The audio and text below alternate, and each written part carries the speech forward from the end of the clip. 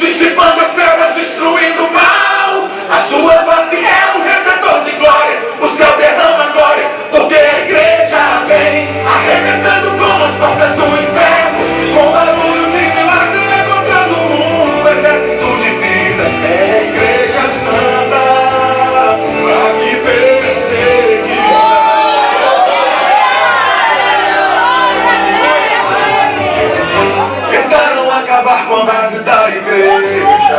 Aleluia! Glória a Deus! Sem ela a terra não povoaria o céu. É verdade, Jesus. Ela não teria força para adorar, não haveria missionário em todo lugar.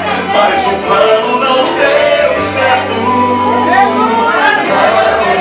Tentaram nos calar, matando alguns irmãos. Mas nada adiantou, surgiram mais cristãos. Aleluia, glória a Deus. Paulo e Silas na prisão, botando de céu, estremecendo o chão, assumindo a missão. O plano do Senhor é o que permaneceu há quase 2000 anos. A igreja só cresceu. A cabeça que nos ensina a trabalhar. A voz é muito forte, nada pode abalar. Por isso do inferno vive a chorar. A igreja não descansa, o tempo todo está lá, brilhando em toda parte. A igreja